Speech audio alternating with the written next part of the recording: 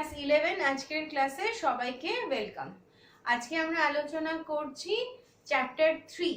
এই চ্যাপ্টারের নাম যদিও মৌল সমূহের শ্রেণীবিভাগ এবং তাদের ধর্মাবলী, তাহলে এই চ্যাপ্টারটা যেহেতু গোটাটাই পর্যায় সারণীর ওপর বেস করে রয়েছে, গোটা আলোচনাটাই পর্যায় সারণীর ওপরই হচ্ছে, সেই জন্য এটা আমরা শর্টকাটে পর্যায় সারণী বলি, এত বড় নামে বলি না। এবার আগের ক্লাসে আমরা দেখলাম যে মেন্ডেলিভের পর্যায় সারণীর ত্রুটি। এবার এই ত্রুটিগুলোকে দূর করার জন্য এবার আধুনিক পর্যায় সারণী বা দীর্ঘ পর্যায় সারণী, এই পর্যায় সারণীকে বোরের পর্যায় সারণীও বলে, এটা ইলেকট্রন বিন্যাসের ওপর ভিত্তি করে রচিত হয়েছে। এবার আমরা কি দেখতে পাচ্ছি যে মেন্ডেলিভ যে মতে মৌল সমূহের পারমাণবিক গুরুত্ব নির্দিষ্ট, তার মানে একটা মৌলকে বোঝানোর জন্য পারমাণবিক গুরুত্ব ব্যবহার করেছিলেন উনি। এবার এই পারমাণবিক, ওনার মতে পারমাণবিক গুরুত্ব যেহেতু একটা মৌলের নির্দিষ্ট, তার মানে এটাকে লিখেই দিই যে একটি মৌলের পারমাণবিক গুরুত্ব নির্দিষ্ট। আর কি, এই যে মৌল সমূহের ধর্মের নিয়ন্ত্রক হচ্ছে পারমাণবিক গুরুত্ব, এটা মেন্ডেলিভের মত ছিল। মৌল সমূহের ভৌত ও রাসায়নিক ধর্মের নিয়ন্ত্রক, রাসায়নিক ধর্মের নিয়ন্ত্রক অর্থাৎ পারমাণবিক গুরুত্বের উপরে নির্ভর করে কোনো মৌলের ভৌত এবং রাসায়নিক ধর্ম। সেই কারণে মেন্ডেলিভের পর্যায় সূত্র আমরা যেটা দেখেছিলাম সেটা আরেকবার লিখছি। পর্যায় সূত্র যার উপর ভিত্তি করে মেন্ডেলিভের পর্যায় সারণী তৈরি হয়েছিল। সেই সময় যদি অনেক রকম অসুবিধা ছিল, অনেক মৌল আবিষ্কার হয়নি, মৌল সমূহের বিভিন্ন অবপারমাণবিক সম্পর্কে জানতাম না, এই সূত্রটা ছিল মৌল সমূহের ভৌত ও রাসায়নিক ধর্ম তাদের পারমাণবিক গুরুত্ব বৃদ্ধির সঙ্গে সঙ্গে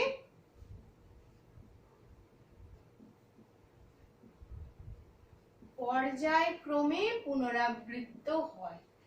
পর্যায়ক্রমে, ক্লাস 10-এ এটা খুব ইম্পর্টেন্ট ছিল, কাজে আমাদের মোটামুটি সবারই যারা 11-এ পড়ছি এই সূত্রটা কিন্তু আমাদের খুব ভালোভাবে মুখস্থই আছে।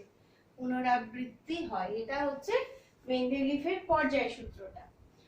এবার পরবর্তীকালে যখন আইসোটোপ আবিষ্কার হলো, মানে আইসোটোপ, আইসোটোপ কাকে বলি আমরা? আইসোটোপ হচ্ছে যাদের প্রোটন সংখ্যা সমান, প্রোটন সংখ্যা একই,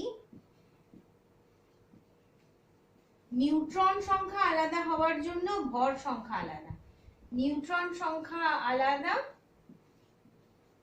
এবং সেই কারণেই ভর সংখ্যা আলাদা, এটাকে বলা হচ্ছে আইসোটোপ। আইসোটোপের ক্ষেত্রে তাহলে কি দেখতে পাচ্ছি? প্রোটন সংখ্যা একই, বা এই প্রোটন সংখ্যা একইটাকে আমরা আরেকটা ভাবে বলতে পারি যে পরমাণু ক্রমাঙ্ক একই।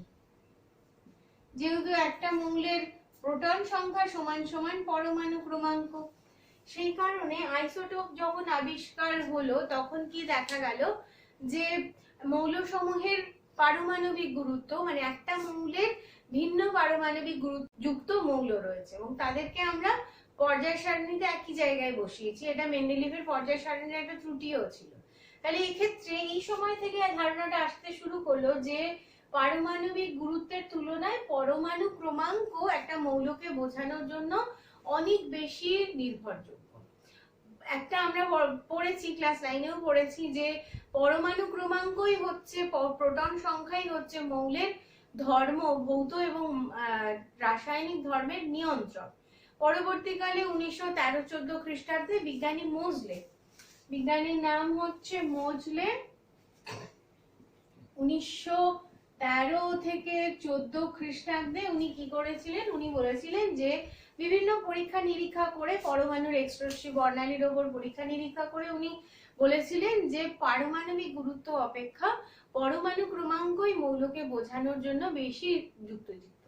তারপর থেকে এবার পর্যায় সারণীটাকে আমরা পাল্টাবো, যেই কারণে আমাদের আধুনিক পর্যায় সারণী এলো, সেটা হচ্ছে এবার আধুনিক পর্যায় সূত্র এখানে লিখে দিচ্ছি, এটাকে বলছি আমরা আধুনিক পর্যায় সূত্র। আধুনিক পর্যায় সূত্রতে কি দেখতে পাবো আমরা, পারমাণবিক সংখ্যা বা পরমাণু ক্রমাঙ্ক, পরমাণু ক্রমাঙ্ককে পারমাণবিক সংখ্যাও বলে। আচ্ছা, এই হলো তাহলে মৌলসমূহের ভৌত এবং রাসায়নিক ধর্ম তাদের পারমাণবিক সংখ্যা বা পরমাণু ক্রমাঙ্ক বৃদ্ধির সঙ্গে সঙ্গে পর্যায়ক্রমে পুনরাবৃত্ত হয়। এবং এইভাবে যখন আমরা পর্যায় সূত্রটাকে পাল্টালাম তখন দেখা গেল মেন্ডেলিফের পর্যায় সারণীতে যে যে ত্রুটি ছিল সেই সবগুলো ত্রুটিকেই কিন্তু দূর করা গেল। যেমন আইসোটোপের পারমাণবিক গুরুত্ব আলাদা অথচ তাদেরকে একই জায়গায় রাখা হয়েছে। তারপরে 8 নম্বর শ্রেণীতে 3টে করে মৌল রয়েছে, এই সমস্ত আরো হাইড্রোজেনের অবস্থান নিয়ে ত্রুটি ছিল, কিছু কিছু মৌল যাদের জানা ছিল না তাদের জায়গা ফাঁকা রাখা হয়েছিল, সেই সময় অনেক মৌল আবিষ্কার হয়নি যদিও। আর 4 জোড়া মৌলের ক্ষেত্রে পারমাণু পর্যায় সূত্রকে লঙ্ঘন করা হয়েছিল, অর্থাৎ যেমন আর্গন আর পটাশিয়ামের ক্ষেত্রে আর্গন আগে বসেছিল, পটাশিয়াম পরে বসেছিল। এবার পরমাণু ক্রমাঙ্ক অনুযায়ী সাজাতে গিয়ে আমরা দেখলাম যে আর্গন 19 এবং পটাশিয়াম 20, তাহলে কি হয়ে গেল না, আর্গন হচ্ছে 18 আর পটাশিয়াম 19। তাহলে আমরা কি দেখতে পাচ্ছি যে আর্গনকে পটাশিয়ামের আগে বসাতে কোনো অসুবিধা নেই। এমনিতে আমরা কি দেখেছিলাম, এটা ছিল 30, এটা ছিল 40 আর এটা 39, পারমাণবিক গুরুত্ব 39 ছিল, অথচ আমরা পটাশিয়ামকে পরে বসিয়েছিলাম এবং আর্গনকে আগে বসিয়েছিলাম। এবার যখন আমরা পরমাণু ক্রমাঙ্ক অনুযায়ী বসাচ্ছি ঠিকই আছে, কোনো অসুবিধা নেই। আর্গনের প্রোটন সংখ্যা বা পারমাণবিক সংখ্যা 18 এবং পটাশিয়াম 19, তো ঠিকই আছে, এক্ষেত্রে কোনো সমস্যার কারণ নেই। এরপর কোবাল্ট আর নিকেল, নিকেলকে আগে বসানো হয়েছিল, কোবাল্টকে পরে, দেখা গেল ঠিকই আছে, নিকেল হচ্ছে 27, কোবাল্ট 27, নিকেল 28, তাহলে কোবাল্ট আগে বসলো, কোনো অসুবিধা নেই। আরো 4 জায়গা আছে, সেটা হচ্ছে Te 52 আর আয়োডিন 53, TH 90 এবং PA 91, এই সব ক্ষেত্রেই এরা আগে ছিল। এবার যেই আমরা পরমাণু ক্রমাঙ্ক অনুযায়ী সাজালাম পর্যায় সারণী, তখন এই ত্রুটিগুলোকে দূর করা গেল। এবার এই দীর্ঘ পর্যায় সারণীটা থেকে তোমাদেরকে আমি পর্যায় সারণী সম্পর্কে বলবো, আধুনিক পর্যায় সারণী। তাহলে এটা হচ্ছে modern periodic table of the elements, এটাকে লং ফর্ম বলে, দীর্ঘ ফর্ম। এখানে আমরা দেখতে পাচ্ছি যে এইভাবে অনুভূমিক যে সারিগুলো আছে, এই অনুভূমিক সারিগুলোকে পর্যায় বলে, এগুলো হচ্ছে তাহলে পর্যায়, আর উল্লম্ব সারিগুলোকে শ্রেণী বলে। তার মানে এটা একটা শ্রেণী, এটা একটা শ্রেণী, এরকম শ্রেণী। তো পর্যায় সংখ্যা কতগুলো, পর্যায় সংখ্যা হচ্ছে 1 2 3 4 5 6 7, অর্থাৎ এখানে 7টা পর্যায় আছে এবং 7টা পর্যায়কে কিভাবে চিহ্নিত করা হয়েছে, এমনি নাম্বারিং করে চিহ্নিত করা হয়েছে। আর কি দেখতে পাচ্ছি আমরা, শ্রেণীর ক্ষেত্রে কটা শ্রেণী আছে, 18টা শ্রেণী আছে, 1 2 3 4 5 6 7 8 9 10 11 12 13 14 15 16 17 18, 18 নম্বর শ্রেণীটা হচ্ছে শূন্য শ্রেণী। এবার প্রথমে আমরা পর্যায়গুলোকে দেখব। পর্যায় 1 নম্বর পর্যায়, দুটো মৌল আছে, একটা হাইড্রোজেন আর একটা হিলিয়াম। এক্ষেত্রে আমাদেরকে মনে রাখতে হবে যে একটা মৌলের যে ইলেকট্রন বিন্যাসের উপর ভিত্তি করে এই শ্রেণীটা তৈরি হয়েছে। তাহলে পর্যায় 1, 1 নম্বর পর্যায়, মুখ্য শক্তি স্তর এখানে 1, মুখ্য শক্তি স্তর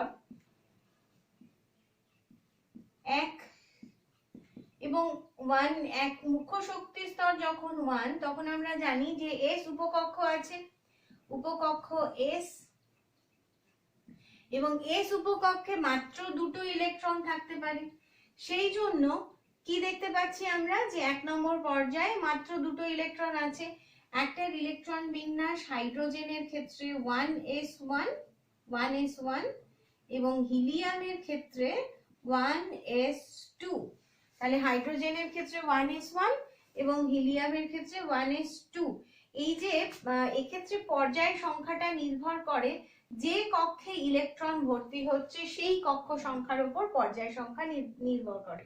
তাহলে 1 নম্বর পর্যায়ে মুখ্য শক্তি স্তর 1, এখানে এস উপকক্ষ আছে, এস উপকক্ষে মাত্র দুটো ইলেকট্রন থাকতে পারে। সেই জন্য ইলেকট্রন বিন্যাস আমরা কি দেখতে পাচ্ছি, হাইড্রোজেন 1s1 হিলিয়াম 1s2। তাই এই পর্যায়ে মাত্র দুটো মৌল আছে। একে বলে অতি ক্ষুদ্র পর্যায় বা অতি হ্রস্ব পর্যায়। এবার পর্যায় 2, আরেকটা সূত্র দিলেও হবে যে মুখ্য শক্তি স্তর 1 তার ইলেকট্রন ধারণ ক্ষমতা 2n² অনুযায়ী আমরা যদি দেখি তাহলে 2 × 1² = 2।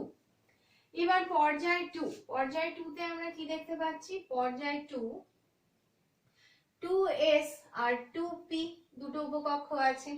2s এ কটা ইলেকট্রন থাকতে পারে, 2s এ দুটো, 2p তে 6টা। তাহলে এক্ষেত্রে মোট ইলেকট্রন সংখ্যা 8 এবং সেই জন্য দ্বিতীয় পর্যায়ে 8টি মৌল আছে।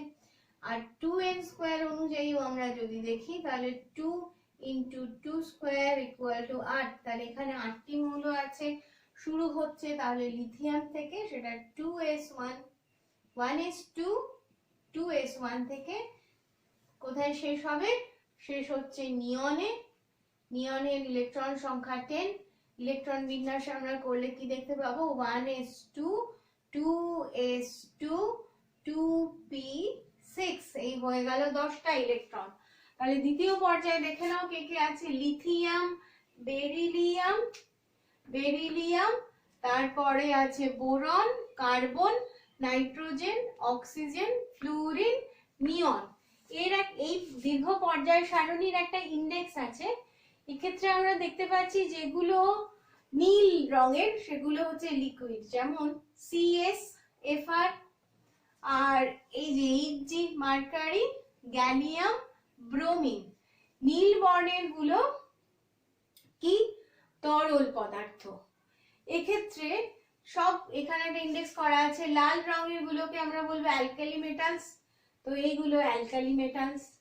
তারপরে বেগুনি রঙের রয়েছে অ্যালকালাইন আর্থ মেটালস, এই হচ্ছে অ্যালকালাইন আর্থ মেটালস। গ্রিন কালারের রয়েছে ল্যান্থেনাইটস, এইগুলো ল্যান্থেনাইটস।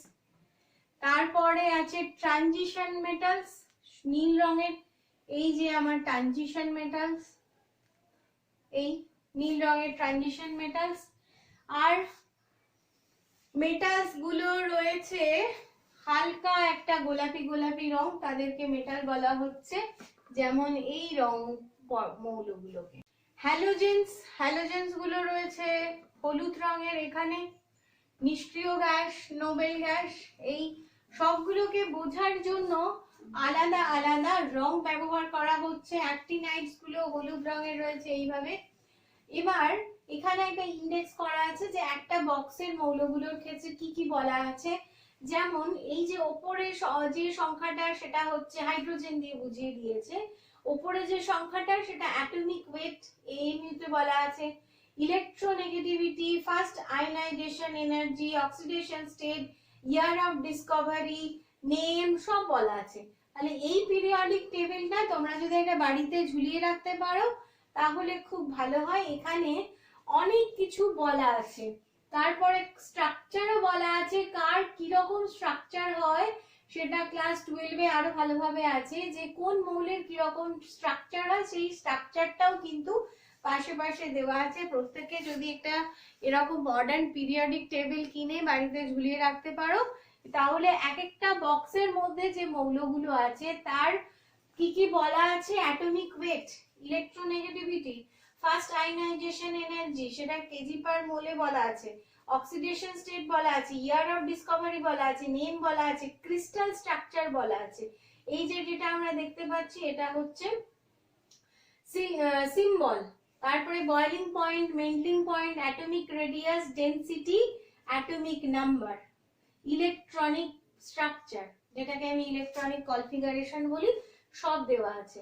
সলিড যেগুলো আছে টেবিলে, এই টেবিলে সলিড গুলো সব ব্ল্যাক, গ্যাসেস গুলো ম্যাজেন্টা কালারের আছে, গ্যাস যারা আছে তারা সব ম্যাজেন্টা কালারের রয়েছে।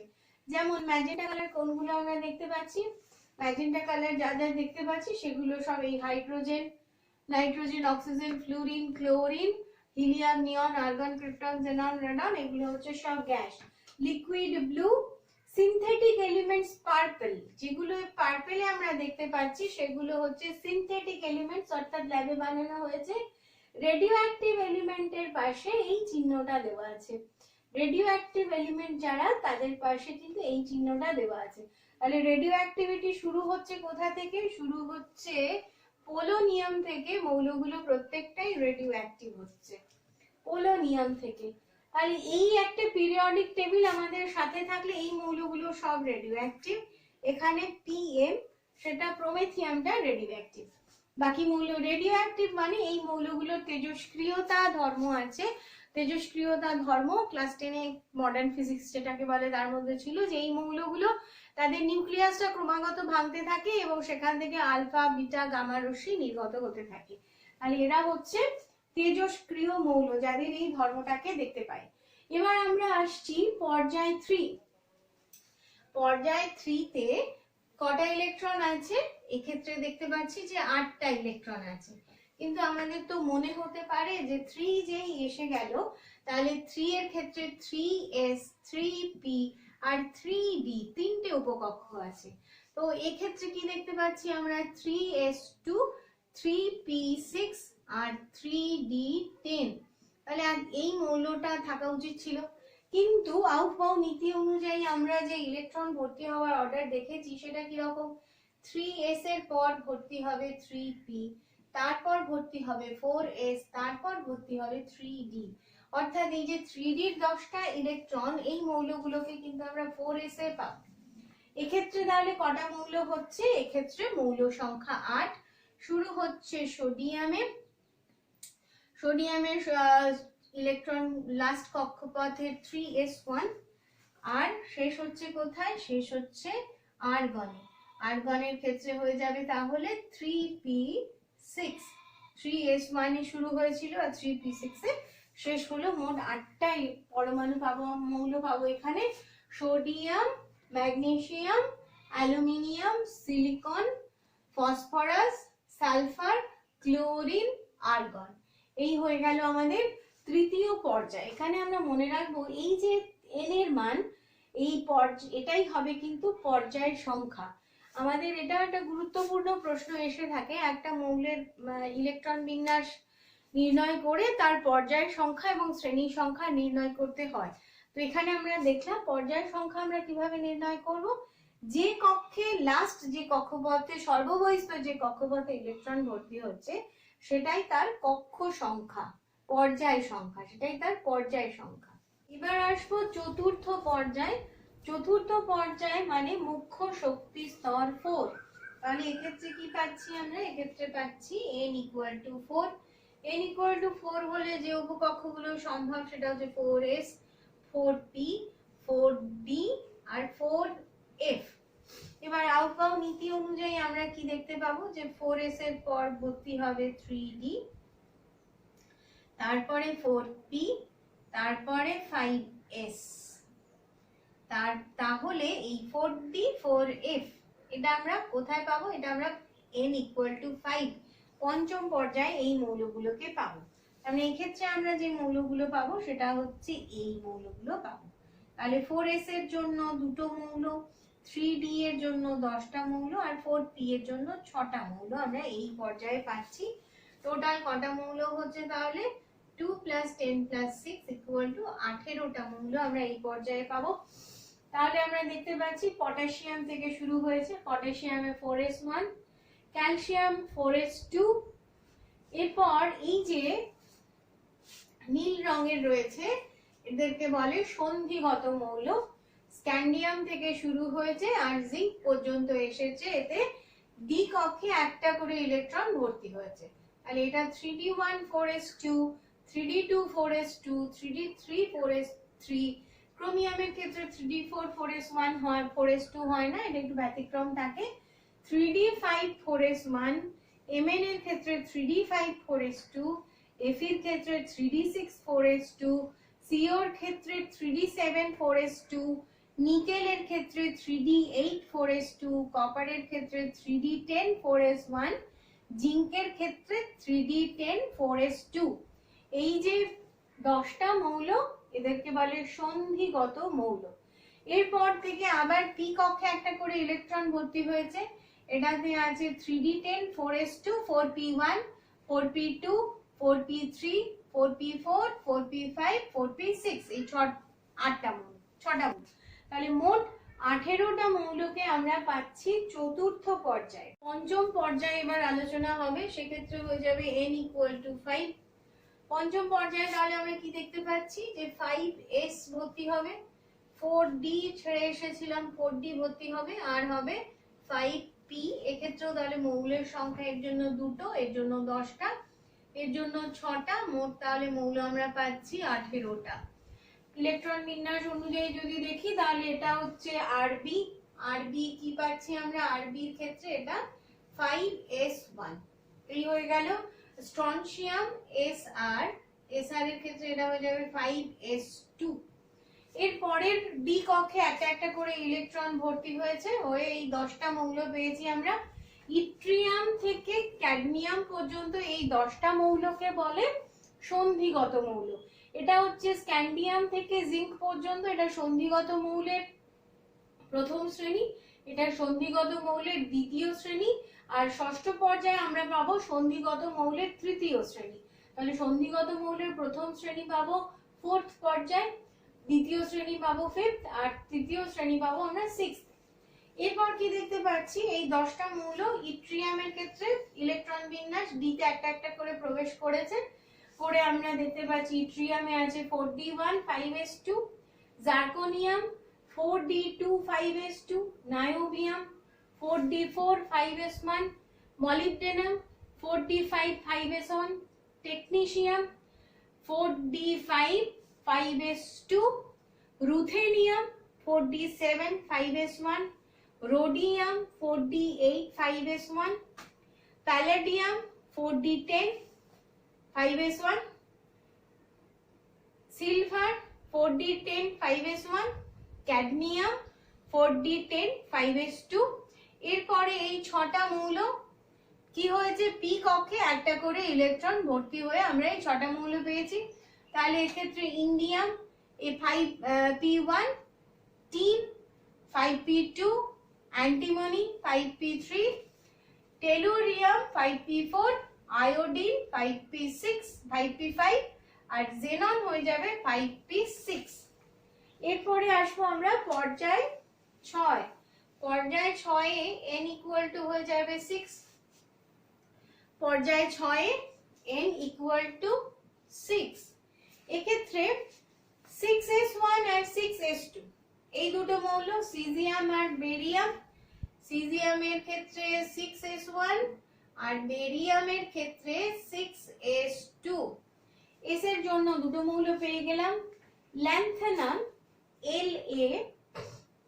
ল্যান্থেনামের থেকে এক্ষেত্রে যে 14টা মৌল আমার 4f আগে বাকি পড়েছিল, 4f এর 14টা ইলেকট্রন থাকতে পারে। এই 4f এ একটা একটা করে ইলেকট্রন ভর্তি হবে, এবং এই 14টা মৌল এই ঘরটাতেই রয়েছে, কিন্তু এখানে তো জায়গা নেই, এখানে আমার ঘর তো মোট 18টা। তো আমি এই 14টা মৌলকে কোথায় স্থান দেব, তাদের স্থান দেওয়া হয়েছে পর্যায় সারণীর নিচে আরেকটা অনুভূমিক সারিতে। এই সারিতে রয়েছে এই এল এ পরবর্তী 14টা মৌলকে এখানে স্থান দেওয়া হয়েছে। এদেরকে রেয়ার আর্থ এলিমেন্টস বা ল্যান্থেনাইটস বলে। তাহলে এক্ষেত্রে 14টা মৌলকে দিয়ে দিলাম, এবং এই যে এই ল্যান্থেনাম থেকে মার্কারি পর্যন্ত এরা কি হয়ে গেল, ডি কক্ষে যে 10টা ইলেকট্রন 4d10, সেই 10টা ইলেকট্রনের সন্ধিগত মৌলের সারিটা এটা।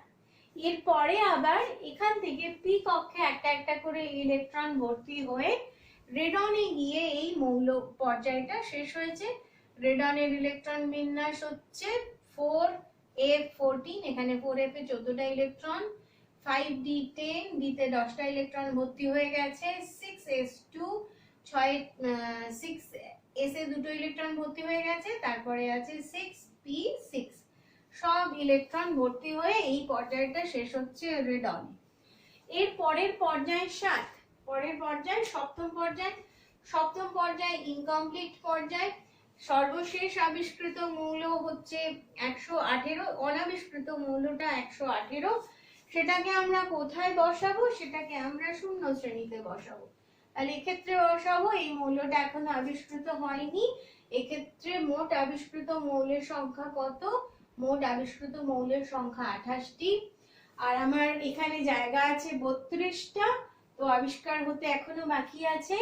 6s এর মতোই চলবে, 7s1, 7s2, ফ্রান্সিয়াম আর রেডিয়াম।